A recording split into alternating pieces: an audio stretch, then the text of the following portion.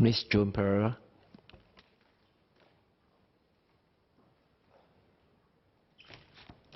Deputy Speaker, sir, I support the proposed amendments to the Fire Safety Act. It is important to review our fire safety legislation periodically to ensure that it remains effective in the face of changes in our environment and user behavior. The bill seeks to enhance the fire safety of buildings by empowering the SCDF to require building owners to install critical fire safety features, such as protected exit staircases and fire alarm systems. I would like to ask if and how these features can address the problem of rubbish chute fires.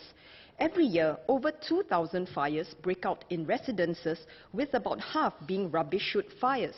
Our older HDB flats are fitted with individual rubbish chutes, which are quite different from the new flats where residents have to dispose of their rubbish through central chute systems.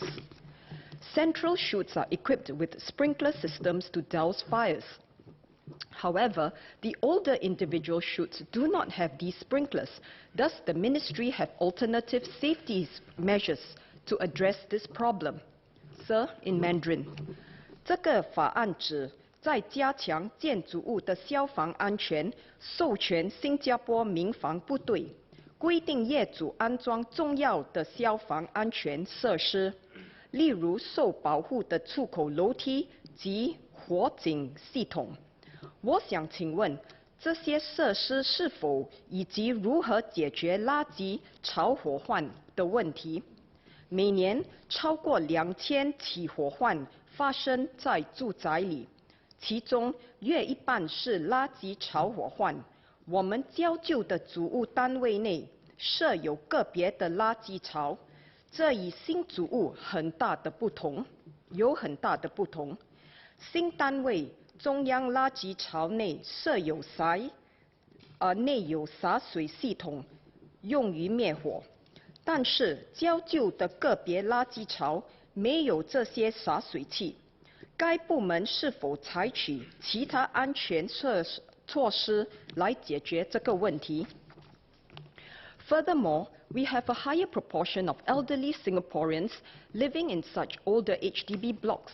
This is of great concern as they are less mobile, probably less alert and less sensitive to changes in ambient temperatures and the presence of smoke. Therefore, they may be slower to detect fire threats.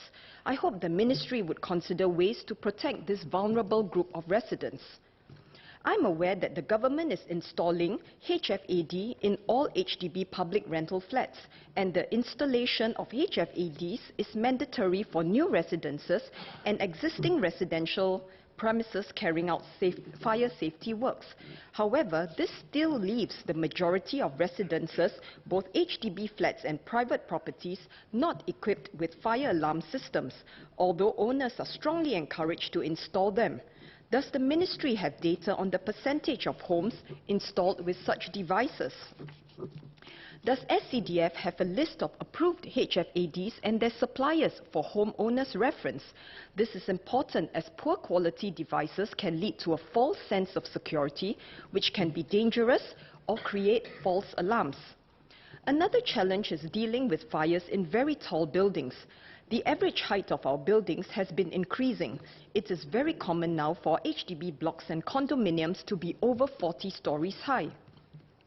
How prepared are we to deal with fires in such tall buildings, especially the elderly with mobility challenges? Can SCDF work with our grassroots organizations on fire drills and evacuation paths in our HDB and private estates? Would the ministry share how successful SCDF has been in public education efforts and reaching out to our residents to increase their awareness of fire safety? A recent spate of fires caused by PMDs has drawn our attention to the risks of these machines, so much so that PMD fires is fast becoming a new fire risk category. I urge the ministry to work with the Ministry of Transport to implement a national scheme to allow PMD owners to trade in their unapproved models earlier for the approved ones in consideration of fire safety. Finally, I would like to request for home fire extinguishers to be made more easily available to homeowners. While they can be bought online, if SCDF could work with supermarket chains such as NTUC FairPrice to sell fire extinguishers, they would be more readily accessible, especially to the elderly, many of whom do not shop online. In addition, the physical presence of fire extinguishers in these supermarkets would be a constant reminder to all customers of the need for fire safety. I hope the Ministry would consider this suggestion. I would like to conclude with my support for the bill and thank all SCDF officers for keeping us safe. Thank you.